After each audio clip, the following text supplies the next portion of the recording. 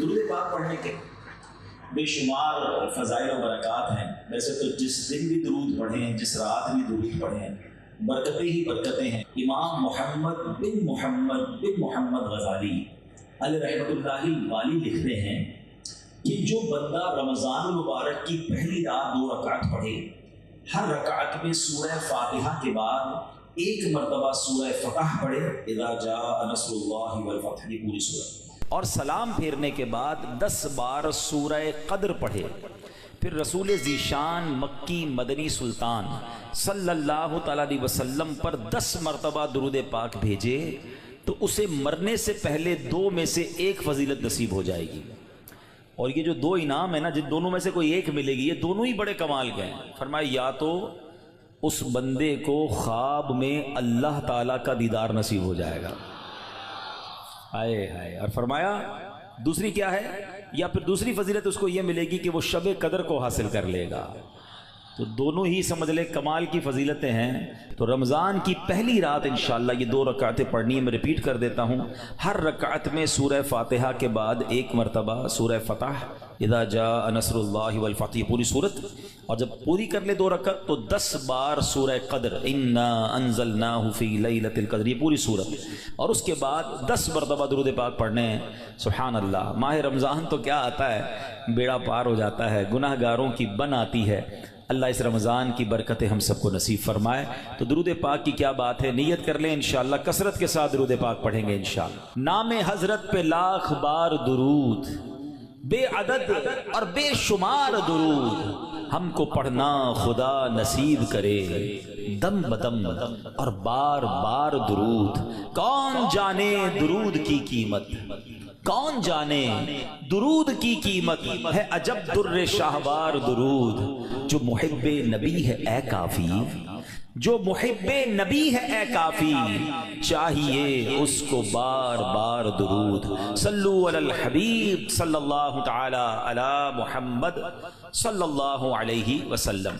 سبحان اللہ سبحان اللہ. میرے پیارے اسلامی بھائیوں، ایک مرتبہ پھر ماہ غفران، نزول قرآن، رب کے مہمان ماہ رمضان کی آمد ہے. کچھ ہی دن کے بعد یہ اعلان ہوگا، مبارک ہو، ماہ رمضان المبارک کا چاند نظر آ گیا ہے. یہ اعلان سنتے ہی انشاءاللہ عاشقان رمضان کے دل خوشی سے جھوم اٹھیں گے، چہروں پر تازگی آ جائے گی، مسجدوں کی رونق بڑھ جائے گی. تراویح کا سلسلہ، فرض نمازیں، کوئی نوافل کی کثرت کر رہا ہوگا، کوئی تلاوت قرآن کا فیض اٹھا رہا ہوگا، سحر و افطار کی رونقیں ہوں گی. سبحان اللہ. کیا آپ جانتے ہیں رمضان مبارک کتنا عظیم مہینہ ہے؟ جی ہاں، وہ مہینہ تشریف لا رہا ہے جسے حدیث پاک میں سید الشہور یعنی تمام مہینوں کا سردار کہا گیا. وہ مبارک مہینہ آ رہا ہے کہ اس کی پہلی رات سے آسمانوں کے دروازے کھول دیے جائیں گے، پھر آخری رات تک، لاسٹ نائٹ تک وہ دروازے بند نہیں ہوں گے. جو اس مہینے میں ایک سجدہ کرے اس کے لیے 1500 نیکیاں لکھی جاتی ہیں، اور جنت میں سرخ یاقوت کا گھر بنایا جاتا ہے. اللہ اکبر. سمجھ آ رہی ہے بات؟ ایک سجدے پر 1500 نیکیاں، اور ایک ہی سجدے پر سرخ یاقوت کا جنت میں گھر. اب سوچیں جو نفل پڑھتے ہیں، جو پوری تراویح پڑھتے ہیں، ہر سجدے پر کیا کچھ حاصل کر رہے ہیں. انہیں سوچنا چاہیے جو تراویح میں سستی کر جاتے ہیں، نوافل میں سستی کرتے ہیں. دل پر چوٹ کرنے کے لیے ایک جملہ کہہ دیتا ہوں، باقی پھر آگے چلتے ہیں، کہ اگر یہ کہہ دیا جائے کہ ماہ رمضان میں جو جتنے سجدے کرے گا اسے اتنے 1000 روپے ملیں گے، پھر بتائیں کتنے سجدے کریں گے؟ اچھا جناب، جو ماہ رمضان میں پوری تراویح پڑھے گا اسے جناب کورنگی کی ایک بڑی سوسائٹی میں ایک پلاٹ دیا جائے گا. 20 رکعت پوری پڑھے، بندہ کہ 20 کے بعد کہیں گے کچھ اور بھی پڑھ لیتا ہوں، ایک پورا پلاٹ مل جائے گا. ہر سجدے پر، کراچی میں نہیں، پاکستان کے پوش ایریا میں نہیں، جنت میں سرخ یاقوت کا گھر دیا جا رہا ہے. تو کتنے سجدے کرنے چاہیے رمضان میں؟ وارے نیارے ہو گئے نا، اتنا آسان. سبحان اللہ. اور سنو، وہ مہینہ آ رہا ہے کہ جو ماہ رمضان کا پہلا روزہ رکھتا ہے اس کے پچھلے گناہ معاف کر دیے جاتے ہیں. صبح سے شام تک 70,000 فرشتے اس کے لیے دعائیں مغفرت کرتے ہیں. آج دنیا میں پتہ ہے ہم کسی بڑے بزرگ شخصیت کو ڈھونڈ رہے ہوتے ہیں، کسی عالم دین سے پیار ہوتا ہے، کسی پیر صاحب سے محبت ہوتی ہے، بندہ کہتا ہے جا کے یار ان سے دعا کروا لوں، میرا کام ہو جائے گا. اللہ کے فرشتے، اور وہ بھی کتنے، 70,000 صبح سے شام تک روزہ دار کے لیے دعائیں کر رہے ہیں. سبحان اللہ. جس میں نفل کا ثواب فرض کے برابر، فرض کا ثواب 70 گنا بڑھا دیا جائے گا. رمضان مبارک کی جب پہلی رات آتی ہے، اللہ پاک اس امت کی طرف نظر رحمت فرماتا ہے، اور جس پر اللہ نظر رحمت فرمائے اسے کبھی عذاب نہ دے گا. اس سے کیا پتہ چل رہا ہے؟ 2-3 باتیں آ گئی ہیں کہ پہلی رات بڑی امپورٹنٹ ہے. آخری رات تو ہے ہی امپورٹنٹ، وہ بعد میں بتاؤں گا، مگر چونکہ ابھی پہلی رات آنے والی ہے نا. First night of Ramzan is very important. آپ نے سنا اس رات ہمیں یہ 2 رکعتیں پڑھنی ہیں. پھر فرمایا اس رات اللہ جس پر نظر رحمت فرمائے گا اس پر کبھی عذاب نہیں ہوگا. اور پھر کیا فرمایا کہ پہلی رات آسمانوں کے دروازے کھول دیے جاتے ہیں. سبحان اللہ. تو یہ خاص رات ہے. فرمایا اس مبارک مہینے میں بخشش کے پروانے بانٹے جائیں گے. کون سا وقت بڑا سینسٹیو ہے؟ جو افطار کا وقت ہے نا، یہ بڑا سینسٹیو ہے، بڑا حساس، بڑا خوبصورت وقت ہے. حدیث پاک میں آتا ہے جس کا مضمون ہے ہر روز افطار کے وقت 10 لاکھ گناہگاروں کی بخشش کی جائے گی. اور اس مبارک مہینے میں جتنے جمعے ہوں گے، فرمایا تب تو وارے نیارے ہو جائیں گے. جمعرات کی مغرب سے لے کر غروب آفتاب سے جمعے کے غروب آفتاب تک، یہ جو 24 آورز ہیں، یہ جو دن رات ہے، فرمایا ہر گھڑی میں 10 لاکھ گناہگار جہنم سے آزاد کر دیے جاتے ہیں. اور وہ بھی کون سے؟ جن پر جہنم واجب ہو چکی تھی، گناہوں کی وجہ سے جن پر جہنم واجب ہو گئی، وہ گناہگار بخشے جائیں گے. اللہ اکبر. اب سوچو یہ رمضان کیسا مہینہ ہے، اس کی کتنی خوشی ہونی چاہیے، کتنی پریپریشن ہونی چاہیے. افطار کا وقت تو اتنا نازک وقت ہے کہ 10 لاکھ بخشے جا رہے ہیں. ہم افطار میں کس کام میں لگے رہتے ہیں بھائی؟ سموسے آگے کے نہیں آئے، پکوڑے آگے کے نہیں آئے، شربت کہاں ہے، دہی بلے کہاں ہیں، فلاں چیز کہاں ہے. گھر میں ایک افراتفری مچی ہوئی ہوتی ہے. Please try to understand. یہ افطار کا وقت مانگنے کا وقت ہے، گر گڑانے کا وقت ہے، آنسو بہانے کا وقت ہے کہ مولا آج 10 لاکھ بخشے جا رہے ہیں. ان بخشے جانے والوں میں میرا بھی نام لکھ دے. کاش سارے اپنے گھر والوں کو بھی کہہ دیا کرو کہ چھوڑ دیں کچن کے کام، ہم بیٹھ جائیں، جو ہو گیا تیار ٹھیک ہے. یہ آخری 10-15 منٹ. اور سبحان اللہ، کراچی والوں کو تو اور فائدہ یہ ہے کہ عین اسی وقت عالمی مدنی مرکز میں ایک عجب سما ہوتا ہے، ایک آنسوؤں کی برسات ہے، ایک دعاؤں کا سلسلہ ہے. ہمارا تو ٹائم بھی میچ ہوتا ہے نا، پنجاب والے یا دنیا کے دوسرے ملکوں والوں کا وہ افطار کا وقت نہیں ہوتا، ہمارا تو ایگزیکٹ افطار کا وقت وہی ہوتا ہے. تو کیا ہی اچھا ہو کہ باپ بھی بیٹھا ہو، ماں بھی بیٹھی ہو، بچے بھی بیٹھے ہوں اور ہاتھ اٹھے ہوئے ہوں اور اللہ کی بارگاہ میں التجائیں ہوں. اے اللہ ہمارا گھرانہ تیرے دربار میں حاضر ہے. اے اللہ افطار کا وقت ہے، 10 لاکھ بخشے جائیں گے. اس بخشے جانے والوں میں ہماری فیملی کا، ہمارے گھر بار کا نام لکھ دے. اے میرے اسلامی بھائیوں، کچھ ایسا انتظام گھر میں کریں کہ 10-15-20 منٹ پہلے آپ سارے کاموں سے فارغ ہو جائیں، اب دعاؤں میں گزاریں. افطار سے پہلے بھی دعا کریں، مگر جو خاص مقبولیت کی گھڑیاں ہیں وہ عین افطار کے بعد ہیں. افطار میں لگ جاتے ہیں ہم، کوئی کھجور کھا لی، پانی پی لیا، دوبارہ ہاتھ اٹھائیں، دوبارہ مانگیں. یہ وقت ہے مانگنے کا، یہ قبولیت کی گھڑیاں ہیں. اللہ کرے کہ ہم ان لمحات کو پراپر انداز میں، صحیح انداز میں گزارنے میں کامیاب ہو جائیں. اپنے دل میں خوشی داخل کیجئے، پریپریشن کیجئے، تیاری کیجئے. آپ کے گھر پہ جیسا مہمان آتا ہے آپ ویسی تیاری کرتے ہیں نا. کوئی دور کا مہمان، نارمل مہمان، آپ نارمل سی تیاری کرتے ہیں. اسپیشل مہمان، آپ اسپیشل تیاری کرتے ہیں. کچھ مہمان ایسے ہوتے ہیں جن کے آنے کے لیے انتظار ہوتا ہے، یقین نہیں آتا وہ ہمارے گھر آ رہے ہیں. بندہ گھر بھی سجاتا ہے، صفائی بھی کرتا ہے، خوشبو بھی لگاتا ہے، اچھے اچھے کھانے بناتا ہے. مہمان کی تیاری ہے نا. تو رمضان یہ رب کی طرف سے ہمارے لیے مہمان آ رہا ہے، ہماری بخشش کروانے آ رہا ہے. ہمیں اپنے آپ کو سجانا ہے، اپنے کردار کو سجانا ہے. اپنی صحت کا بھی اس لیے خیال رکھو کہ میں اب ایسے الٹے سیدھے کھانے نہ کھاؤں رمضان سے پہلے. پتہ ہے جس کی شادی ہونے والی ہوتی ہے تو دولہے کو لوگ کہتے ہیں بھائی ذرا خیال رکھنا، شادی والے دن ہی بیمار مت ہو جانا. 1 ہفتہ پہلے سے احتیاط کرواتے ہیں، زیادہ سفر نہیں کرواتے، زیادہ تھکن والا کام نہیں کرواتے. تو کیا ہی اچھا ہو کہ ماہ رمضان سے پہلے ہم اپنی صحت کا خیال رکھیں، تھوڑا سا ریسٹ کریں. مجھے روزے رکھنے ہیں، مجھے انشاءاللہ تراویاں پڑھنی ہیں. اپنے کام کاج کو موڈیفائی کریں. آپ بہت بیزی رہتے ہیں کاروبار میں، نوکری میں، تو کوشش کریں کہ کوئی ایسی ترتیب بنائے کہ میرا کچھ کام کم ہو جائے تاکہ میں روزے رکھ سکوں، میں عبادت کر سکوں. ساری زندگی پڑی ہے کام کرنے کے لیے. لیکن عجیب بات پتہ ہے کیا ہے؟ اس وقت 2 قسم کی تیاریاں ہو رہی ہیں. ہوں گے کچھ نیک لوگ جو انشاءاللہ عبادت کی تیاریاں، تلاوت کی تیاریاں، خوب روزے، تراویح اور اس کے بارے میں سوچ رہے ہوں گے. مگر کچھ لوگ وہ ہیں جو اس وقت اسٹاک جمع کر رہے ہوں گے کاروبار کیسے چمکانا ہے، کون سی آئٹم کا ریٹ بڑھ جائے گا، وہ کاروباری لوگ پیسے کمانے کی تیاری کر رہے ہوں گے، کچھ گھر والے وہ ہوں گے جو یہ سوچ رہے ہوں گے بھئی رمضان میں پکانا کیا ہے، کھانا کیا ہے، کون سی آئٹم لینی ہے۔ رمضان کھانے پینے کے لیے نہیں آتا۔ اچھا ویسے بڑی عجیب بات ہے، ذرا سوچیں آپ کہ ماہ رمضان میں ہم روزے رکھتے ہیں، لاجیکلی تو سمجھ یہ آتا ہے کہ ہمارا وزن تھوڑا کم ہو جانا چاہیے، ہم تھوڑے سمارٹ ہو جائیں، مگر کئی لوگ وہ ہیں جن کا رمضان میں وزن بڑھ جاتا ہے۔ کیوں بھائی؟ اس لیے کہ سحری میں زیادہ کھاتے ہیں، پورا دن روزہ رکھنا ہے، رات زیادہ اس لیے کھاتے ہیں کہ پورا دن روزہ رکھا تھا، پھر 2 بار اور کھاتے ہیں کہ کل پھر روزہ رکھنا ہے، تو عام دنوں میں 2 بار کھاتے ہیں، رمضان میں 4-5 بار کھاتے ہیں، اور وہ کھاتے ہیں جو نہیں کھانا چاہیے، پورا سال جو چیز نہیں کھاتے وہ رمضان میں کھاتے ہیں، پھر موٹے ہو جاتے ہیں، طبیعت خراب ہو جاتی ہے، گلے خراب ہو جاتے ہیں۔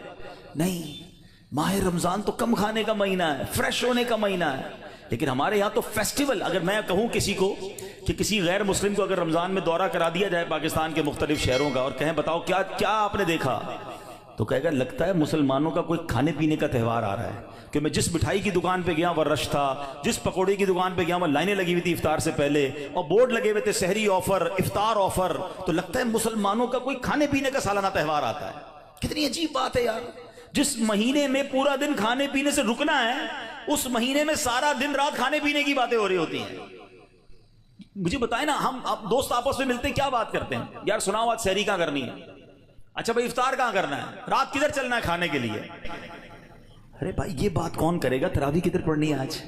تلاوت کدھر کرنی ہے؟ تہجد کہاں پڑھنی ہے؟ علم دین کی محفل کدھر سجی ہوئی ہے؟ ذکر و اذکار میں آج بیٹھ کے کدھر کرنا ہے؟ آج مل کے اللہ کی بارگاہ میں گر گڑا کر دعائیں کہاں کرنی؟ یہ گفتگو کیوں نہیں ہوتی؟ ماہ رمضان تو نیکیوں کا اجر بڑھا دیا گیا، مگر دماغ میں ایک ہی بات گھوم رہی ہوتی ہے، یا دوسری آج کل کھیل کود شروع ہو گیا رمضان میں۔ ایسا نہ کریں۔ ماہ رمضان کے کیسے کیسے فضائل ہیں ذرا سنیے گا۔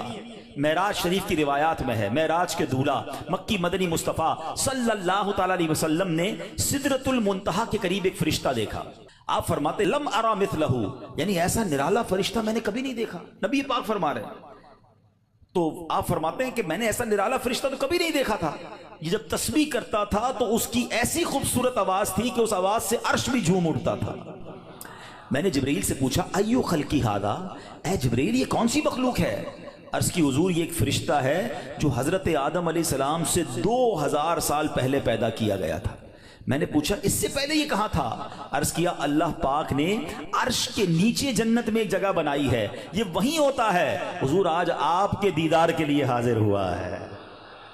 کیا شان ہے میرے آقا کی، ہر کوئی فدا ہے بن دیکھے، دیدار کا عالم کیا ہوگا۔ ارے فرشتہ بھی میرے آقا کے دیدار کا تمنائی ہے۔ جبریل امین کہتے حضور آج آپ کے دیدار کے لیے حاضر ہوا ہے۔ مکی مدنی سلطان صلی اللہ تعالی علیہ وسلم فرماتے ہیں اب نبی پاک علیہ الصلوۃ والسلام نے اس فرشتے سے ایک بڑا کمال کا سوال کیا، ذرا سنیے گا آپ کا ایمان تازہ ہو جائے گا۔ پیارے آقا علیہ الصلوۃ والسلام نے اس فرشتے کو سلام کیا تو وہ اللہ پاک کی تسبیح میں مصروف تھا، اسے سلام سنائی نہ دیا۔ اب جبریل امین نے اسے کہا ہذا محمد صلی اللہ علیہ وسلم، یہ محبوب خدا جناب رسول اللہ صلی اللہ علیہ وسلم ہے۔ جب اس نے سنا تو خوشی سے اپنے 2 سبز پر پھیلائے، یہ اتنے بڑے پر تھے جنہوں نے آسمانوں اور زمین کو گھیر لیا۔ اب اس نے مجھے نبی پاک فرماتے ہیں مجھ سے گلے ملنے کی سعادت حاصل کی، ادب سے بوسہ بھی دیا، پھر عرض کی یا رسول اللہ صلی اللہ تعالی علیہ وسلم آپ کے لیے گڈ نیوز ہے، آپ کے لیے خوشخبری ہے کہ اللہ پاک نے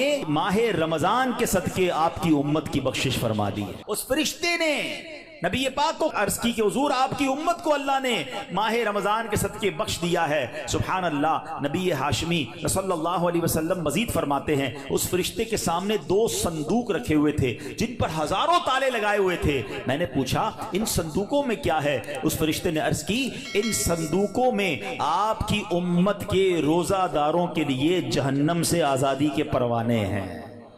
آئے ہائے، ہماری مغفرت کا انتظام پہلے ہی رب نے فرما دیا ہے۔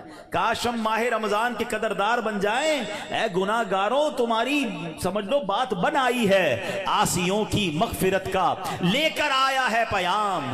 جھوم جاؤ مجرموں رمضان ماہ غفران ہے، بھائیوں بہنوں کرو سب نیکیوں پر نیکیاں، پڑ گئے دوزخ پہ تالے، قید میں شیطان ہے۔ اللہ اکبر۔ تو اے میرے پیارے اسلامی بھائیوں، یہ اس قدر مبارک مہینہ ہے کہ اللہ کریم اس مہینے میں رحمتوں اور برکتوں کے دروازے کھول دیتا ہے، اس مہینے میں مغفرتوں کے انتظام ہو گئے ہیں۔ اللہ کرے کہ ہم ماہ رمضان کی قدر کرنے والے بن جائیں۔ رب عز و جل قرآن مجید میں اس ماہ مبارک کے بارے میں فرماتا ہے۔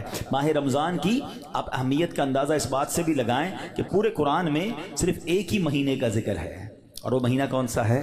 وہ مہینہ ماہ رمضان ہے۔ اللہ قرآن میں فرماتا ہے بسم اللہ الرحمن الرحیم شہر رمضان الذی انزل فیہ القرآن ھدی للناس وبینات من الھدی والفرقان فمن شہد منکم الشہر فلیصم۔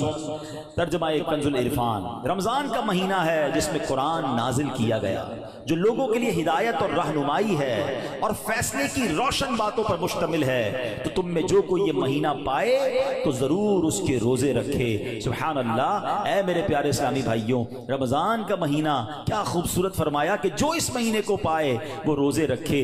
پیارے اسلامی بھائیوں، رمضان المبارک کی شان کیسی ہے؟ جس کو بھی رمضان ملتا ہے نا، اس کو گویا لاٹری لگتی ہے۔ میں آپ کو واقعہ سناتا ہوں، بہت امیزنگ واقعہ ہے۔ پیارے آقا علیہ السلام کی بارگاہ میں بڑے صحابی ہیں، بلند مرتبہ صحابی ہیں، حضرت طلحہ بن عبید اللہ رضی اللہ تعالیٰ عنہ فرماتے ہیں کہ ایک مرتبہ دو شخص نبی پاک کی بارگاہ میں ایک ساتھ آئے، دونوں نے کلمہ پڑھا، صحابی ہونے کا درجہ حاصل کر لیا، بڑے نیک اور پرہیزگار تھے، اور ان میں سے ایک عبادت اور ریاضت میں بہت زیادہ محنت کرتے تھے۔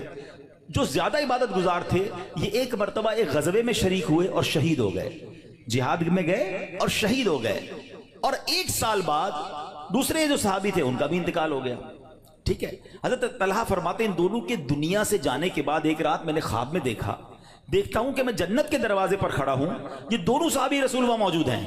اتنے میں جنت کے اندر سے کوئی باہر آیا، وہ صحابی جن کا انتقال ایک سال بعد ہوا تھا انہیں لے کر جنت میں چلا گیا۔ تھوڑی دیر کے بعد دوبارہ وہ فرشتہ آیا اور جو صحابی ایک سال پہلے شہید ہوئے تھے ان کو بعد میں جنت میں لے کر گیا۔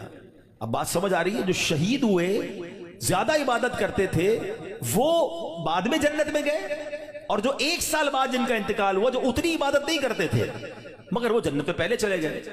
اچھا کمال دیکھو صحابہ کرام علیہ رضوان کا، کہ جو بھی خواب دیکھتے تھے، جو بھی ذہنوں میں سوال ہوتا تھا، ڈائریکٹلی نبی پاک علیہ السلام کی بارگاہ میں آ جاتے۔ ان کے پاس کیسی نعمت موجود تھی کہ اس کا مسئلے کا حل تو نبی پاک نے کرنا ہے۔ کہا حضور یہ کیا ماجرا ہے؟ شہید وہ ہوئے، عبادت بھی زیادہ کرتے تھے، جنت میں وہ بعد میں جا رہے ہیں، جن کا انتقال بعد میں ہوا حضور وہ پہلے جا رہے ہیں جنت میں۔ اللہ اکبر۔ تو نبی پاک علیہ السلام نے کیا خوبصورت جواب دیا، فرمایا یہ دوسرے صحابی ایک سال زیادہ زندہ نہیں رہے؟ کہا جی حضور یہ تو ایک سال زیادہ زندہ رہے۔ تو فرمایا کیا ایک سال زیادہ زندہ رہنے والے نے ایک سال پہلے شہید ہونے والے سے زیادہ روزے نہیں رکھے ایک سال؟ فرمایا ہاں روزے تو رکھے۔ تو نبی پاک نے پوچھا کیا اس ایک سال بعد والے نے سجدے زیادہ نہیں کیے؟ عرض کیا جی حضور سجدے بھی زیادہ کیے۔ تو نبی پاک نے فرمایا بس اسی وجہ سے ان دونوں کے درمیان زمین و آسمان کا فرق ہے۔ بات سمجھ آ رہی ہے؟ مومن اور نیک آدمی کی لمبی عمر یہ اس کے لیے بہت بڑی سمجھ لو فائدہ ہے کہ وہ جتنا جیتا ہے اتنے سجدے زیادہ کرتا ہے، اتنے رمضان اسے ملتے ہیں۔ یاد رکھیے گا بندہ نیک ہو اور عمر طویل ہو تو اس کے وارے نہیں آ رہے ہیں، لیکن اگر بندہ گناہ گار ہے، اس کی عمر بڑی ہو جائے تو وہ تو مارا گیا نا، اس کی تو روز نماز قضا ہو رہی ہے، اس کے رمضان کے روزے بھی قضا ہو رہے ہیں، وہ روز جھوٹ بول رہا ہے، وہ روز حرام کما رہا ہے، تو اس کا تو گناہوں کا میٹر جاری ہے نا۔ یہ لوگ بڑی عمر کی جو دعا کرتے ہیں نا، بڑی اچھی نعمت ہے یہ، لیکن اللہ سے ہمیشہ یہ دعا کریں کہ مولا نیکیوں والی طویل عمر عطا فرما، عافیت والی طویل عمر عطا فرما۔ تو پتہ چلا کہ پھر رمضان آ رہا ہے میری بخشش کروانے، پھر رمضان آ رہا ہے میرے نامہ اعمال میں۔ تو پتہ چلا کہ ماہ رمضان یہ ہمارے لیے بہت بڑا احسان ہے۔ اللہ خیر سے رمضان عطا کر دے، اس کو ضائع نہ ہونے دینا، اس کو خوب نیکیوں میں گزارنا۔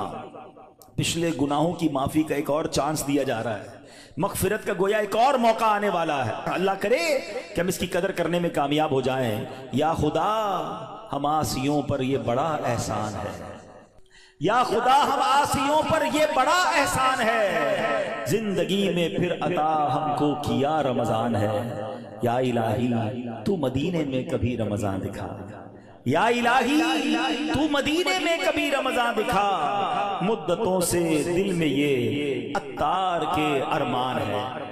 تو اے میرے پیارے اسلامی بھائیوں، کاش ماہ رمضان کی ہم قدر کرنے میں کامیاب ہو جائیں۔ آپ کو معلوم ہے ماہ رمضان آتا تھا نا تو میرے آقا اس کا بھرپور استقبال فرماتے تھے۔ دیکھیے ہمیں اگر اپنی آنے والی نسلوں تک یہ بات باقی رکھنی ہے کہ رمضان کی اہمیت رہے، ہمارے بچوں کو پتہ چلے، انہیں سارا سال انتظار رہے، تو ہمیں بھی ماہ رمضان کو سیلیبریٹ کرنا چاہیے۔ نبی پاک کیا کرتے، میرے آقا جب چاند نظر آتا نا سبحان اللہ، تو پیارے آقا علیہ الصلوۃ والسلام قبلے کی طرف رک کر کے یوں دعا مانگتے۔ ذرا دعا دیکھیے گا کون سی ہے۔ آقا کی دعا کیا ہوتی؟ اللہم احلہ علینا بالامن والامانہ والسلامۃ والعافیۃ المجللۃ ودفاع الاسقام والعون علی الصلاۃ والصیام والقیام وتلاوۃ القرآن اللہم سلمنا لرمضان وسلمہ منا حتی ینقضی وقد غفرت لنا ورحمتنا وعفوت عنا۔ اے اللہ اس چاند کو ہم پر امن و امان، سلامتی، مکمل عافیت اور بیماریوں سے حفاظت کا ذریعہ بنا، اور نماز، روزے، عبادت اور تلاوت قرآن پر مدد کا سبب بنا۔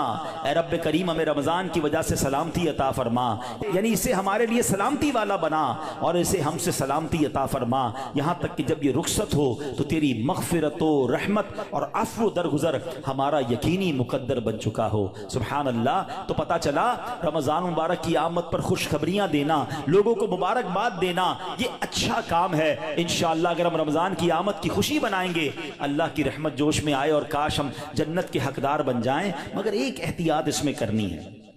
جب بھی رمضان آتا ہے نا تو ایک بڑا عجیب سا میسج وائرل ہوتا ہے۔ کیا وائرل ہوتا ہے؟ حدیث پاک میں ہے کہ جس نے سب سے پہلے آمد رمضان کی مبارک دی اس کے لیے جنت واجب ہو جاتی ہے۔ ایسی کوئی حدیث ہمارے آقا مکی مدنی مصطفیٰ صلی اللہ تعالی علیہ وسلم سے ثابت نہیں ہے، نہ ہی رمضان کے بارے میں، نہ ہی کسی مبارک مہینے کے بارے میں۔ ایسے جھوٹے میسیجز کو آگے بڑھانا نہیں چاہیے۔ جو بھی آپ کو میسج بھیجے اس کو محبت کے ساتھ سمجھائیں کہ ایسی کوئی حدیث نہیں ہے۔ حدیث پاک ذرا غور سے سن لیں، جو ہر میسج آگے فارورڈ کر دیتے ہیں نا، پہلے چیک تو کریں یہ حدیث ہے بھی کہ نہیں، ہم کہیں جھوٹی حدیث یا جھوٹی بات پھیلانے کا سبب تو نہیں بن رہے۔ حدیث پاک سنیے گا، من کذب علی متعمدا فلیتبوأ مقعدہ من النار۔ آقا فرماتے جس نے مجھ پر جان بوجھ کر جھوٹ باندھا، مثلا نبی پاک علیہ الصلوۃ والسلام نے کوئی بات فرمائی نہیں تھی اور یہ کہہ دیا کہ پیارے آقا علیہ الصلوۃ والسلام کی حدیث ہے، تو ایسا بندہ اپنا ٹھکانہ جہنم میں بنا لے۔ تو بالکل بھی اور لوگ اچھا یہ تو عجیب ہے نا، کہیں بیٹھے اللہ قرآن میں یہ فرماتا ہے بھائی قرآن میں آیا ہے، کدھر آیا ہے بھائی یہ اس کو بھی نہیں پتا ہے، حدیث میں یہ بات آئی ہے، بھائی کون سی حدیث کس کتاب ہے پتہ کچھ نہیں ہے، اپنی طرف سے بولی جا رہے ہیں۔ بھائی کس نے کہا ہے آپ کو قرآن میں آیا ہے، حدیث میں آیا ہے؟ آپ کو جو پتہ نہیں ہے، آپ کو یاد نہیں، اتنا سخت معاملہ ہے، نبی پاک کی طرف جھوٹ باندھنا ہے، اور آقا نے کیا فرمایا؟ اپنا ٹھکانہ جہنم بنایا۔ تو آپ کہہ دیں میں نے کہیں پڑھا ہے، ہو سکتا ہے میں نے کہیں سنا ہے، قرآن اور حدیث کی بات کرتے تو لرزہ آ جانا چاہیے، ایک زبر زیر پیش کا ہم فرق نہیں کر سکتے قرآن میں۔ جناب اللہ نے قرآن میں یہ فرمایا، تم کو نہیں پتا قرآن میں یہ ہے، بحث کریں گے اور قرآن کو بیچ میں لے آئیں گے۔ یہ ہماری خواتین بھی بہت کرتی ہیں، تو مہربانی کر کے اس سے توبہ کریں، اور ان معاملات میں جب تک آپ کے سامنے، آپ دیکھیں آج کروڑوں لوگوں کی تقدیریں بدلنے والے، لاکھوں ہزاروں حافظ اور عالم بنانے والی شخصیت امیر اہل سنت، نہ جانے کتنی ہزاروں ان کو حدیثیں یاد ہوں گی، کتنی روایتیں اور آیتیں یاد ہیں، مگر آج بھی آپ مدنی مذاکرے میں دیکھیں یہ کیوں، یہ ہماری تربیت کے لیے کہ وہ پہلے قرآن کی کوئی آیت پڑھنی ہے تو لکھا ہوا سامنے لاتے ہیں، حدیث پڑھنی تو پورا پڑھ کے سناتے ہیں، تاکہ ایگزیکٹلی وہی لفظ لوگوں کے سامنے جائے جو نبی پاک کے دہان مبارک سے نکلا ہے۔ تو ہماری آپ کی جرت نہیں ہونی چاہیے کہ حدیث میں اپنی طرف سے حاشیے لگائیں، اپنی طرف سے معاذ اللہ قرآن پاک کے بارے میں بعض اوقات تو یہ بات ایمانیات پر آ جائے گی، اگر اپنی طرف سے کوئی بات ایڈیشن کر رہا ہے تو بڑے احتیاط کی حاجت ہے۔ البتہ ماہ رمضان ایک اور خوبصورت آیت سنیے گا، اس میں قرآن پاک نے جو ہم پر رمضان کے روزے فرض کیے گئے نا اس کا ریزن بیان کیا، یعنی ہماری شریعت ہم سے چاہتی کیا ہے۔ روزے تو ہم برسوں سے رکھ رہے ہیں، بچپن سے روزے رکھ رہے ہیں، کئی ایسے یہاں ایسے ہوں گے، لیکن اس روزے سے میں حاصل کیا کرنا ہے؟ قرآن کیا فرماتا ہے سنو، اللہ قرآن میں فرماتا ہے یا ایھا الذین آمنوا کتب علیکم الصیام کما کتب علی الذین من قبلکم، اے ایمان والو تم پر روزے فرض کیے گئے جیسے تم سے پہلے لوگوں پر فرض کیے گئے تھے، مگر آگے ریزن بتایا گیا کیوں کیے گئے، لعلکم تتقون، قرآن کہتا ہے تاکہ تم پرہیزگار بن جاؤ۔ آج سمجھ لیں، میں اس موضوع کو تھوڑا اور مزید ڈیفائن کروں گا، کہ روزے فرض ہونے کی وجہ قرآن نے کیا بیان کی؟ لعلکم تتقون، تاکہ تم پرہیزگاری اختیار کرو، تم پرہیزگار بن جاؤ۔ اس آیت کریمہ میں جو روزے کی اعلیٰ ترین حکمت اور بہت بڑا فائدہ بیان کیا گیا، ایکچولی اس میں چھپا ہوا ہے لعلکم تتقون، تاکہ تم پرہیزگار بن جاؤ۔ اے میرے پیارے اسلامی بھائیوں، پتہ چلا کہ مبارک مہینہ ہے جس میں ہمیں تقوی حاصل کرنا ہے۔ آپ نے علماء کرام کا بیان سنا ہوگا، وہ بعض علماء کہتے ہیں الحمدللہ رب العالمین والعاقبۃ للمتقین۔ اس کا معنی پتہ ہے؟ ہائے ہائے، یقین کریں کبھی کبھی خطبہ ہی ہلا دیتا ہے۔ یہ جملہ اگر سمجھ آ جائے نا کہ تمام تعریفیں اس رب کے لیے ہیں جو عالمین کا رب ہے، والعاقبۃ للمتقین، جو آخرت ہے نا، جو بعد والی زندگی ہے وہ ہے ہی متقین کے لیے، تو ہم کدھر جائیں گے؟ اگر ہم متقیوں میں نہیں ہیں تو پھر ہمارا کیا بنے گا؟ اب ذرا غور کیجئے، تقوی یہ بڑی کمال کی نعمت ہے، آسان نہیں ہے، مگر سبحان اللہ رمضان کا روزہ جو ہے وہ ہمیں متقی بنانے آیا ہے۔ قرآن کہتا بھی یہی ہے لعلکم تتقون، تاکہ تم پرہیزگار بن جاؤ، متقی بن جاؤ۔ سبحان اللہ، تقوی کتنی بڑی دولت ہے۔ حضرت ابو سعید خدری رضی اللہ تعالیٰ عنہ سے روایت ہے، رسول اکرم نور مجسم شفیع معظم صلی اللہ علیہ وسلم نے ایک صحابی کو نصیحت کرتے ہوئے فرمایا علیک بتقوی اللہ فإنہ جماع کل خیر، تم پر تقوی لازم ہے کہ بے شک تقوی تمام بھلائیوں کا مجموعہ ہے، تمام بھلائیوں کا کمبینیشن کیا ہے؟ وہ تقوی ہے۔ حجت الاسلام امام محمد غزالی فرماتے ہیں اے عزیز، تجھے جاننا چاہیے کہ تقوی ایک نایاب خزانہ ہے، اگر تم اس خزانے کو حاصل کرنے میں کامیاب ہو گئے تو تم بہت بڑی کامیابی حاصل کر لو گے۔ یوں سمجھو کہ دنیا اور آخرت کی تمام بھلائیاں تقوی میں جمع کر دی گئی ہیں۔ اور وہ تقوی کیسے ملے گا؟ وہ روزے سے ملتا ہے۔ اگر بندہ صحیح معنوں میں روزہ رکھ لے تو انشاءاللہ وہ تقوی اختیار کر لے گا۔ تو اے میرے پیارے اسلامی بھائیوں، اب ذرا غور کیجئے، ایکچولی رمضان کو نئی زندگی پانے کا مہینہ قرار دیا گیا۔ یہ بڑی کمال کی بات سنیے گا، شاید آپ کو حیرانی ہوگی کہ صوفیہ کرام کے مطابق انسان 2 مرتبہ پیدا ہوتا ہے۔ ہر انسان، صوفیہ کرام کہتے ہیں 2 مرتبہ پیدا ہوتا ہے۔ پہلی ولادت تو وہ مشہور ہے جب ہم دنیا میں آئے، کوئی 30 سال پہلے آیا، کوئی 40 سال، ڈیٹ آف برتھ ڈے بناتے نا، وہ تو پہلی ولادت ہے۔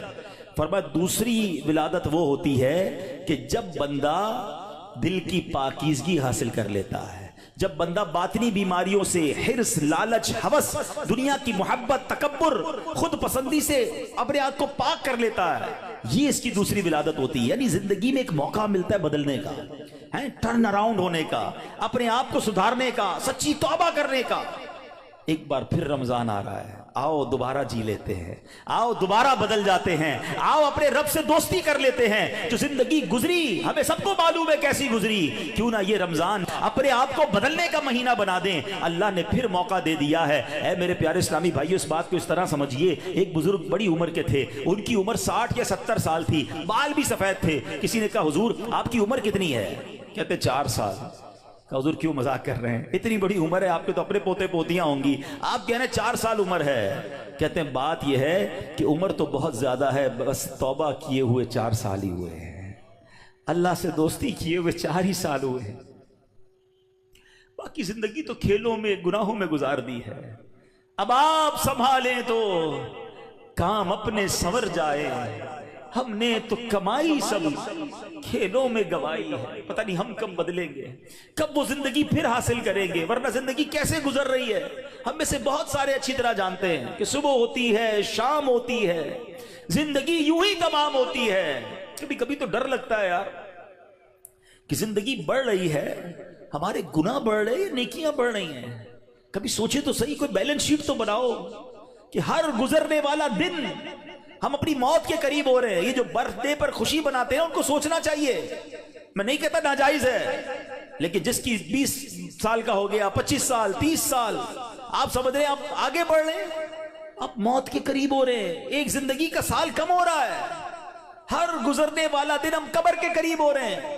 عقل کیا کہتی ہے کہ جو قبر کے جتنا قریب ہوتا جائے اسے نیکیاں اور بڑھانی چاہیے، مگر ہمارا تو ماجرا ہی الگ ہے۔ اعلیٰ حضرت کہتے ہیں نا، نفس یہ کیا ظلم ہے جب دیکھو تازہ جرم ہے، نفس یہ کیا ظلم ہے جب دیکھو تازہ جرم ہے، نہ تمہاں کے سر پہ اتنا بوجھ بھاری، واہ واہ، روز جرم، روز گناہ، روز خطائیں، ہمارا بنے گا کیا؟ تو کتنی کمال کی بات بزرگ نے کہی کہ میری عمر تو 4 سال ہے، کیونکہ اس سے پہلے والی زندگی تو میں شمار ہی نہیں کرتا ہوں. توبہ کی ہے, نمازیں شروع کر دی ہیں, اللہ کو راضی کرنے والے کام شروع کیے, یہی میری اصل زندگی ہے. تو اے میرے پیارے اسلامی بھائیوں, کاش ہمیں یہ بات سمجھ آ جائے اور ہم توبہ کرنے والے بن جائیں. اللہ پاک کے نبی حضرت عیسیٰ علیہ نبینا علیہ السلام کا فرمان ہے, لن یلج ملکوت السماوات من لم یولد مرتین, یعنی جو بندہ 2 مرتبہ پیدا نہیں ہوتا وہ آسمانی بادشاہت میں داخل نہیں ہو سکتا. یہ بزرگوں کے اقوال ملتے ہیں کہ دوسری زندگی کب ملی تمہیں؟ توبہ کے بعد والی زندگی, اللہ سے دوستی والی زندگی. اے شراب پینے والو, اے نمازیں قضا کرنے والو, اے حرام کام کرنے والو, اے چھپ چھپ کر گناہ کرنے والو, اے چوری کرنے والو, اے ڈاکہ ڈالنے والو, اے ماں باپ کو ستانے والو, کب تک گناہ کرو گے؟ آؤ وہ مہینہ آ رہا ہے جس مہینے میں ہمیں رب سے دوستی کرنی ہے, جس مہینے میں ہمارے دشمن, ارے ہمیں بہکاتا کون ہے؟ ابلیس نا, شیطان. اسی شیطان کو تو رمضان میں بند کر دیا جاتا ہے. کتنا ہمارے لیے کام آسان ہو گیا, بہکانے والا ہی بند ہے. اب تو توبہ کر لو, اب تو رب سے دوستی کر لو, اب تو اپنی لائف کو ریوائیو کر کے نشاط ثانیہ ایک نئی زندگی حاصل کر لو کہ چلو اس رمضان سے پہلے والی زندگی دوسری, اور اب زندگی الگ ہے. اب اللہ کی رضا والی زندگی, اب سجدوں والی, اب نماز والی, اب حلال والی زندگی ہوگی. آپ نے 2 صحابی کے واقعات سنے, 1 سال زندہ رہے زیادہ, وہ شہید سے آگے بڑھ گئے کیونکہ وہ 1 سال انہوں نے سجدوں میں, نمازوں میں, روزوں میں گزارا. ہمارا ہر سال ہمارے نہ جانے کتنے گناہوں میں اضافہ کرتا ہوگا. ہمیں یہ غور کرنا چاہیے. کاش اب زندگی کو بدلنے میں کامیاب ہو جائیں. حدیث پاک میں فرمایا, ان لکل شیء بابا وان باب العبادۃ الصیام, بے شک ہر چیز کا دروازہ ہوتا ہے اور روزہ عبادت کا دروازہ ہے. تو اے میرے پیارے اسلامی بھائیوں, کاش ہم روزے کی اہمیت کو سمجھیں. ہمارا ایک اور بڑا پرابلم ہے, ہم نے روزے کا نام بس بھوکا پیاسا رہنے کو سمجھ لیا ہے. لوگ جناب ہمارے یہاں تو ایسے بھی لوگ پائے جاتے ہیں, بات آپ کو عجیب لگے گی. میں بہت چھوٹا تھا, ہمارے علاقے میں جب لوگ ساری رات جاگتے ہیں تو ایک صاحب کے بارے میں کسی نے عذرائے مذاق کہا کہ یہ صاحب بھونپو تو بھونپو روزہ رکھتے ہیں. میں نے کہا یہ کون سا روزہ ہوتا ہے؟ ہم جب چھوٹے تھے اب تو پتہ نہیں وہ سائرن بجتے ہیں, بھونپو کہتے تھے اس کو, سحری کا سائرن تو افطار کا سائرن. میں نے کہا یہ کون سا روزہ ہے؟ کہ ساری رات جاگتے ہیں, سحری کر کے سو جاتے ہیں اور اب افطار میں جا کے اٹھتے ہیں. تو نہ ظہر پڑی نہ عصر پڑی, مغرب کا بھی پتہ نہیں ہے, یہ کون سا روزہ ہے؟ صرف کیا بھوکا پیاسا ہی رہنا ہے؟ فلمیں ڈرامے دیکھ رہے ہیں لوگ, موبائل پہ گیمز چل رہی ہیں, میوزک چل رہا ہے. ہم کیوں رمضان کی نہیں سمجھ رہے؟ روزہ کس چیز کا نام ہے؟ دیکھو یہ کیسے بندے کو پلٹا دیتا ہے اگر صدق کے دل کے ساتھ روزہ رکھا جائے. حضرت شیخ ابو بکر شبلی کا واقعہ سنیے گا. کہتے ہیں اپنی زندگی کا ایک حیرت انگیز واقعہ بیان کیا آپ نے. ایک مرتبہ ایک قافلے کے ساتھ میں ملک شام جا رہا تھا, تو کہتے ہیں کہ راستے میں اچانک ڈاکوؤں کی جماعت نے ہمارے قافلے پر اٹیک کیا اور قافلے والوں کا ساز و سامان لوٹ کر اپنے سردار کے سامنے ڈھیر کر دیا. جانچ پڑتال کرنے لگے, ایک شخص کے سامان سے بہت ساری شکر اور بادام نکلے. ڈاکو تو ڈاکو ہوتے ہیں, انہوں نے جناب کہا چلو مال بھی ملا اور پیسے کھانا بھی ملا, تو سب نے شکر اور بادام کھانا شروع کر دی. مگر میں نے دیکھا کہ ڈاکوؤں کا سردار کھا نہیں رہا کچھ. تو شیخ ابو بکر شبلی کہتے ہیں بھائی تم کیوں نہیں کھا رہے؟ لوٹ تو لیا ہے, سب کھا رہے, تم خاموش ہو. تو کہتا ہے میرا روزہ ہے. شیخ ابو بکر شبلی کہتے ہیں کہ ایک طرف تو لوگوں کا مال لوٹ رہے ہو, لوگوں سے پیسے لوٹ رہے ہو, اور تم روزہ بھی رکھے ہوئے ہو, یہ کیا بات ہوئی؟ تو کیا کہتے ہیں وہ ڈاکو کا سردار کہتا ہے کہ اللہ پاک سے صلح کے لیے کوئی راہ بھی تو باقی رکھنی چاہیے نا. مجھے پتا ہے میں غلط کر رہا ہوں, مگر رب کو راضی کرنے کے لیے کوئی راستہ تو باقی رکھوں نا. اللہ اکبر. وہ کہتے ہیں مجھے تو, شیخ ابو بکر شبلی کہتے ہیں میں تو بات بھول گیا, مگر کچھ عرصے کے بعد میں نے مکہ مکرمہ میں اسی ڈاکوؤں کے سردار کو دیکھا. اس کے چہرے پر عبادت کا نور تھا, مجاہدات کی وجہ سے اس کا جسم کمزور پڑ چکا تھا, وہ احرام باندھے طواف کعبہ میں مصروف تھا. اسی حالت میں دیکھ کر مجھے ایک بار پھر حیرت ہوئی. میں نے ان سے پوچھا تم وہی نہیں جو ڈاکوؤں کے سردار تھے؟ کہتے ہیں ہاں بات یہ ہے کہ میں وہی ہوں, اور سنیے اسی روزے نے میری اللہ پاک سے صلح کروا دی ہے. یہ روزہ عبادت کا دروازہ ہے, اس کی اہمیت کو سمجھنا ہے. روزہ رکھ کر دے لوگ گناہ کر رہے ہیں, رمضان کی راتوں میں جو گناہ کر رہے ہیں, خدا نہ ایسا نہ کریں. اور آئیے گناہوں بھری زندگی سے ہمیں اپنے آپ کو بدلنا ہے. صحابی رسول حضرت جابر بن عبداللہ کا کمال کا فرمان ہے. میں نے خود زندگی میں پہلی بار جملہ پڑھا, لیکن کیا کمال کی بات آپ فرماتے ہیں. آپ فرماتے لا تجعل یوم صومک و یوم فطرک سواء. فرماتے تمہارے روزے کا دن اور بغیر روزے کا دن ان دونوں کو ایک جیسا مت رکھو. بات بڑی پتے کی ہے. تم بغیر روزے کے جیسے ہوتے ہو, روزے میں بھی ویسے ہی ہو.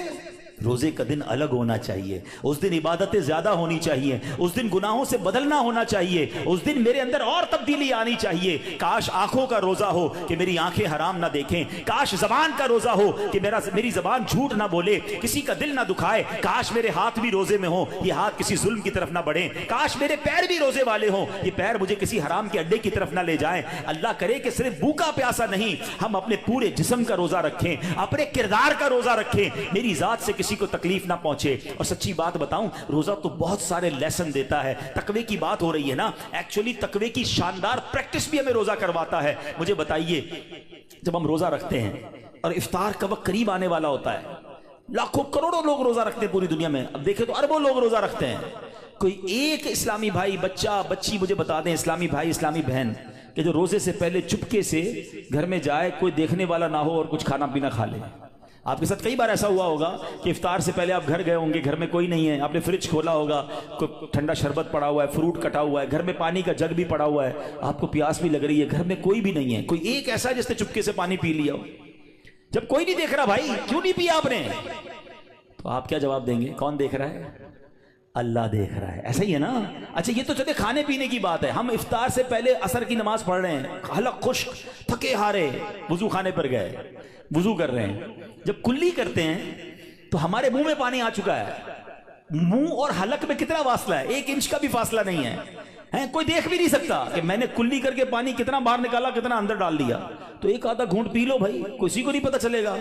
تو آپ کیا جواب دیں گے؟ کون دیکھ رہا ہے؟ جواب ذرا بلند آواز سے دو نا، کون دیکھ رہا ہے؟ کمال کی بات ہے۔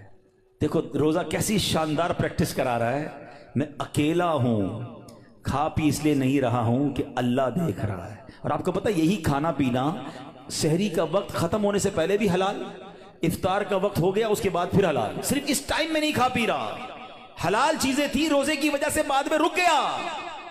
تو جو رب تمہیں کھاتے پیتے دیکھ رہا ہے وہ حرام کام کرتے نہیں دیکھتا۔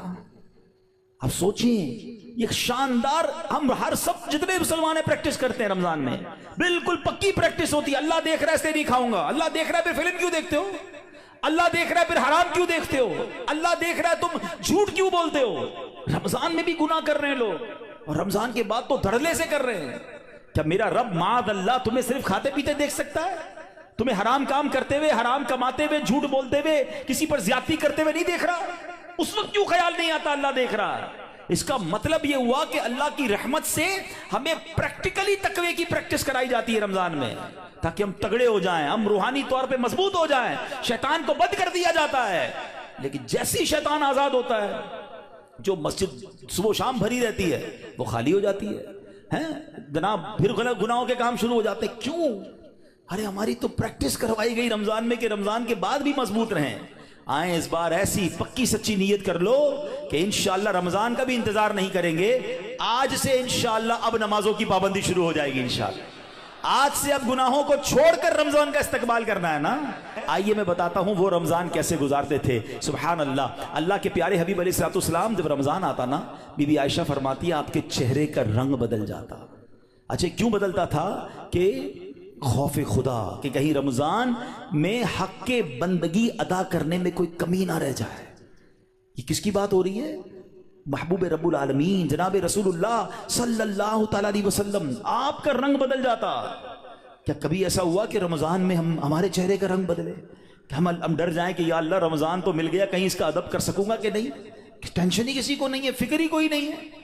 نبی پاک کا یہ انداز تھا۔ پھر پیارے آقا علیہ الصلوۃ والسلام، اچھا پھر جو رمضان کی بے حرمتی کرتے ہیں نا، جو رمضان کی راتوں میں گناہ کرتے ہیں، ماذ اللہ رمضان کی قدر نہیں کرتے، وہ بھی ذرا ایک واقعہ سن لیں۔ علامہ ابن جوزی رحمۃ اللہ تعالی لکھتے ہیں، اللہ پاک کے آخری نبی رسول مقبول علیہ الصلوۃ والسلام نے فرمایا میرے پاس جبریل امین حاضر ہوئے، عرض کی یا رسول اللہ صلی اللہ تعالی علیہ وسلم، قیامت میں ایک نوجوان کو لایا جائے گا، وہ غمگین ہوگا، رو رہا ہوگا، فرشتے اس کو لوہے کے گرزوں یعنی آئرن راڈ سے اسے ہانک رہے ہوں گے، وہ نوجوان 1000 سال تک الامان الامان پکارتا رہے گا، لیکن اس کو امان نہیں دی جائے گی۔ پھر اس نوجوان کو 1000 سال کے بعد رب قہار کی بارگاہ میں پیش کیا جائے گا، اللہ پاک فرشتوں کو حکم دے گا کہ اسے منہ کے بل جہنم میں ڈال دو۔ جبریل امین کا بیان سن کر رسول اکرم صلی اللہ تعالی علیہ وسلم نے فرمایا اے جبریل یہ کون ہوگا؟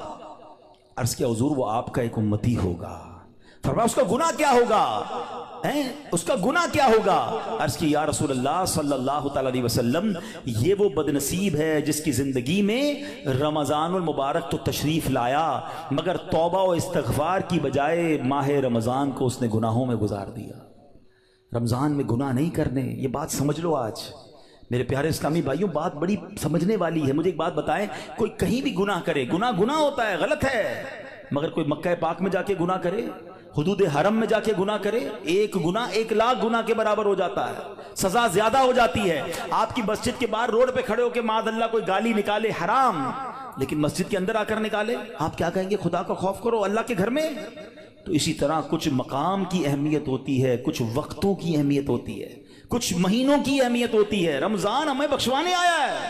اچھا ایسا تو ہے نہیں کہ جیسے رمضان کا چاند نظر آئے گا میری جناب جتنی بھی گناہوں کی عادتیں وہ آٹومیٹکلی بند ہو جائیں گی۔ جس کی جھوٹ بولنے کی عادت ہے، جس کی حرام دیکھنے کی عادت ہے، جس کی لڑائی کرنے کی عادت ہے، جس کی معاذ اللہ برے کام کرنے کی عادت ہے، وہ رمضان میں کیسے بچائے گا اپنے آپ کو؟ تو ابھی سے اپنے آپ کو بچانا شروع کر دیں، پریکٹس شروع کریں اور اپنا ذہن بنا لو، آپ کچھ بھی ہو جائے میں نے انشاءاللہ گناہ نہیں کرنا ہے۔ رمضان میں اپنے آپ کو گناہوں سے بچانا ہے۔ میرا موبائل اگر گناہوں کی طرف لے جاتا ہے مجھے موبائل نہیں چاہیے، میں بھلے وہ چھوٹا والا موبائل لے لوں، یا کم از کم یہ پیجز اور یہ بہت سارے جو سافٹ ویئر اپنے موبائل سے نکال دوں، کیونکہ کہیں میرا موبائل ہی مجھے گناہ نہ کروا دے۔ مجھے نہیں کھولنا ٹی وی اگر میرے ہاتھ سے ریموٹ ہاتھ میں آتا ہے اور میں کچھ غلط چیز دیکھتا ہوں۔ مدنی چینل دیکھیں، سبحان اللہ، ہر اس دوستی سے، ہر اس کمپنی سے، ہر اس صحبت سے مجھے بچنا ہے کہ جہاں بیٹھتا ہوں تو غیبتیں ہوتی ہیں، جہاں بیٹھتا ہوں تو جناب گناہ ہوتے ہیں، مجھے نہیں جانا بھائی۔ ایک گناہ اور 1 سال کے اعمال برباد، پتہ چلا لوگ رمضان میں نیکیاں کر کے بخشش پا رہے ہوں اور میں اپنی بری عادتوں کی وجہ سے مار کھاؤں۔ یہ بہت سخت عذاب ہے۔ دیکھیں آپ نے سنا نا کہ 1000 سال تک وہ الامان الامان پکارتا رہے گا مگر اس کی پکار نہیں سنی جائے گی۔ ادھارا یہ مہینے میں قدر کرنی ہے، یہ مہینہ میری اور آپ کی بخشش کے لیے آیا ہے، یہ ہمارے اعمال نامے کو بہت زیادہ انشاءاللہ امپروو کرنے کے لیے آیا ہے۔ اللہ کرے کہ ہم اس مہینے کے بارے میں سوچیں۔ ایک اور انداز میرے آقا کا کیا تھا، بی بی عائشہ صدیقہ رضی اللہ تعالیٰ عنہا فرماتی ہیں جب رمضان کا مہینہ تشریف لاتا تو پیارے آقا علیہ الصلوۃ والسلام عبادت پر کمر باندھ لیا کرتے ہیں۔ نبی پاک عبادت تو ویسے بھی بڑی فرمایا کرتے تھے مگر رمضان میں اسپیشل میرے آقا علیہ الصلوۃ والسلام اور زیادہ عبادت کرتے، نوافل بڑھا دیتے، ذکر و اذکار بڑھا دیتے، دعائیں بڑھا دیتے۔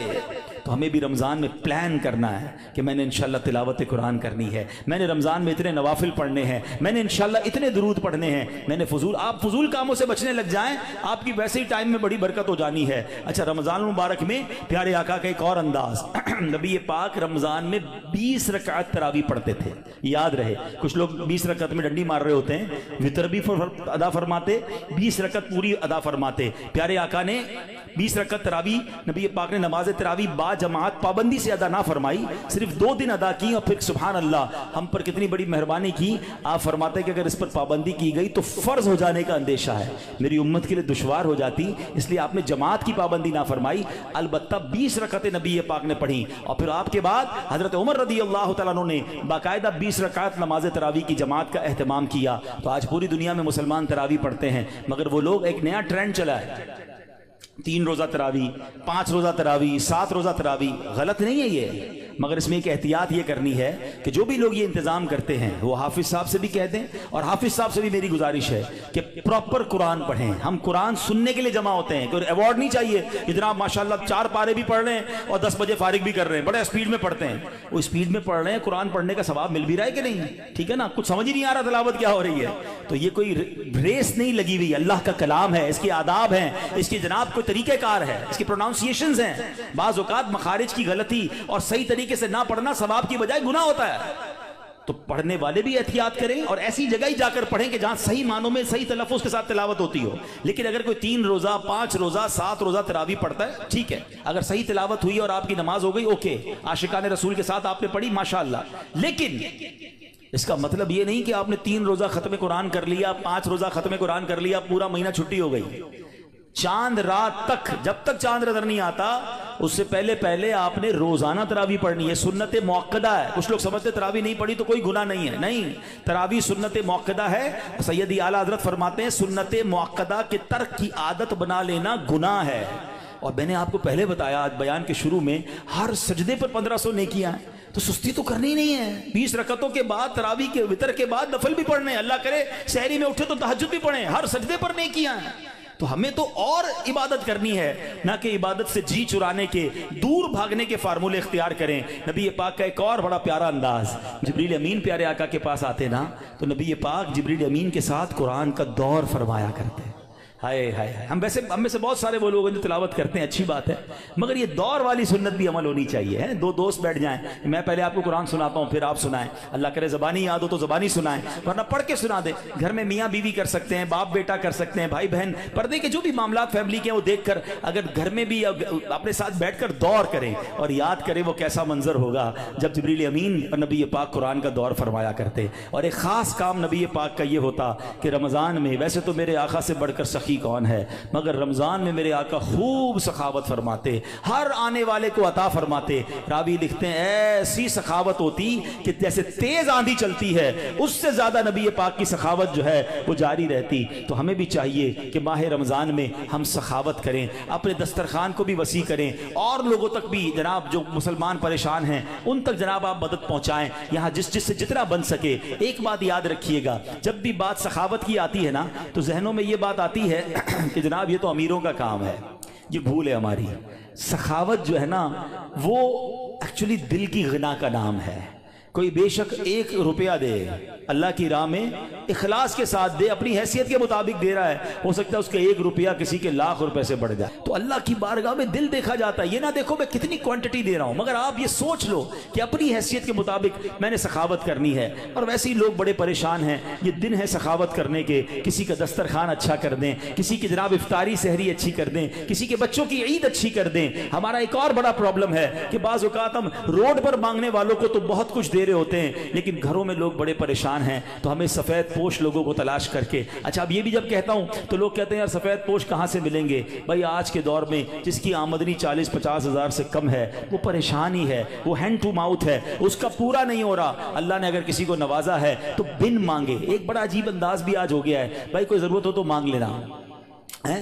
کہاں سے مانگے گا جس نے ساری زندگی جمعے کی نماز پڑھ کے خود ہی کچھ نہ کچھ چندہ دیا تھا, اب اس کے پیسے کم ہو گئے ہیں, وہ کیسے مانگے گا؟ کبھی مانگا ہی نہیں اس نے. آپ کیوں کسی کو مانگنے پر مجبور کر رہے ہیں کہ مجھ سے مانگ لینا میں دے دوں گا؟ نہیں, مجھے اور آپ کو رب بن مانگے دے رہا ہے. ہم لوگوں کو کہہ رہے ہیں ہم سے مانگے, ہم خود دیکھ لینا ہمارے ملازمین میں, ہمارے پڑوسیوں میں, ہمارے رشتہ داروں میں جو اس لیول کے لوگ ہیں, اور اگر اللہ نے آپ کو دیا ہے تو بن مانگے دینے کی عادت ڈالیں. خوشی خوشی ان کے گھر پہ سامان بھجوا دیں, راشن بھجوا دیں, کیش بھجوا دیں. ان کی چہرے پہ مسکراہٹ آپ دیکھیے گا. کبھی زندگی میں وہ نہیں مانگیں گے, وہ قرضہ لے لیں گے مگر کبھی کسی سے مانگیں گے نہیں, کیونکہ مانگنا ان کو کبھی آیا ہی نہیں. اللہ ان کو کبھی مانگنے کی نوبت میں نہ لائے, اللہ ہمیں بھی نہ لائے. اللہ سے ہم دعا کرتے ہیں کہ اے مولا ساری زندگی دینے والا بنائی رکھنا, کبھی مانگنے کی نوبت نہ آئے. اللہ ہاتھ اوپر والا عطا فرما, کبھی پھیلانے والا ہاتھ عطا نہ فرما. اللہ کے آگے ہاتھ پھیلائیں گے, اللہ کبھی مخلوق کے سامنے یہ نوبت نہ لائے. لیکن ہمیں بھی یہ خیال رکھنا چاہیے کہ جن کو اللہ نے نوازا ہے وہ اپنے مسلمان بھائیوں کی خیر خواہی کریں. تو بہرحال میرے پیارے اسلامی بھائیوں,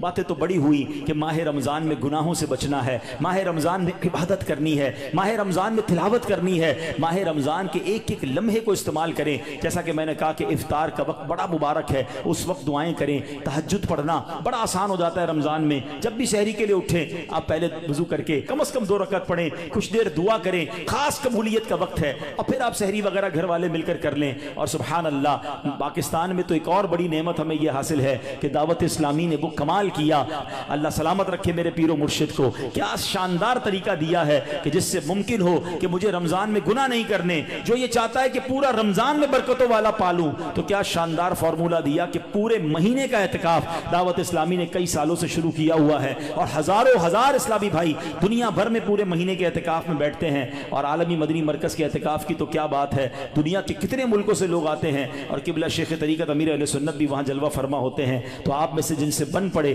زندگی میں کوئی ایک رمضان تو ایسا ہو کہ ہم پورا مہینہ اللہ کے گھر میں بیٹھ جائیں. اور پھر اعتکاف کی تو کیا شان ہے, نبی پاک فرماتے ہیں من اعتکف ایمانا و احتسابا غفر له ما تقدم من ذنبه. آقا فرماتے ہیں جو ایمان کی حالت میں ثواب حاصل کرنے کے لیے اعتکاف کرے اس کے پچھلے سارے گناہ معاف کر دیے جاتے ہیں. تو آخری عشرے کے اعتکاف کی تو شان ہی نرالی ہے, پورا مہینہ نہیں تو آخری عشرے کا اعتکاف کریں. کیوں کہ ایک رات ہے, ہاں وہ بڑی کمال کی رات ہے. قرآن پاک میں رمضان کا تو ذکر آیا نا، اس رات کے لیے تو پوری سورت آئی ہے سورہ قدر کے نام سے۔ ہمارے آقا کتنے مہربان ہیں، یہ نہ فرمایا کہ پورے سال میں کبھی بھی لیلۃ القدر آ جائے، پورا سال ڈھونڈنا پڑتی۔ یہ بھی نہ فرمایا کہ پورے رمضان میں کوئی بھی رات لیلۃ القدر ہے تلاش کرو، پورا مہینہ ڈھونڈنا پڑتا۔ فرمایا رمضان کے آخری عشرے کی 5 طاق راتوں میں سے ایک رات لیلۃ القدر ہے، اسے تلاش کر لو۔ حدیث کا مضمون ہے۔ تو پھر اسی لیے اعتکاف کیا جاتا ہے کہ 10 دن اگر ہم مسجد میں ہیں تو جو بھی رات شب قدر ہوگی وہ ہمیں حاصل ہو جائے گی۔ تو ممکن ہو سکے تو رمضان کے آخری عشرے کا اعتکاف کر کے لیلۃ القدر کی برکتیں حاصل کریں۔ رب کریم سے پھر دعا ہے، اے مولا ہمیں صحت کے ساتھ، عافیت کے ساتھ ماہ رمضان نصیب فرما، پورے روزے رکھنا نصیب فرما، پوری تراویح پڑھنا نصیب فرما، اور جو بخشے جائیں اے اللہ ان بخشے ہوں کے صدقے ہم گناہگاروں کی بھی بخشش فرما۔ الحمدللہ ماہ رمضان میں لوگ اپنی زکوٰۃ، اپنے عطیات دیتے ہیں۔ پہلے اپنے غریب رشتہ داروں کا خیال رکھیں، اور اس کے بعد میری گزارش ہے، عاشقان رسول کی عظیم تحریک دعوت اسلامی، وہ تنظیم جس نے دنیا بھر میں کمال کر دکھایا ہے، لاکھوں لاکھ حافظ قرآن اور جناب ناظرہ قرآن پڑھنے والے فارغ کیے، تو اپنی زکوٰۃ میں، اپنے عطیات میں، رمضان میں جو عید کا فطرہ دیں، ان تمام چیزوں میں دعوت اسلامی کو ضرور آپ نے اس کو کنسیڈر کرنا ہے، اس کا ساتھ دینا ہے۔ اللہ کریم سے دعا ہے کہ رب کریم ہمیں اپنی دعوت اسلامی کا دل کھول کر ساتھ دینے کی توفیق عطا فرمائے۔ صلو علی الحبیب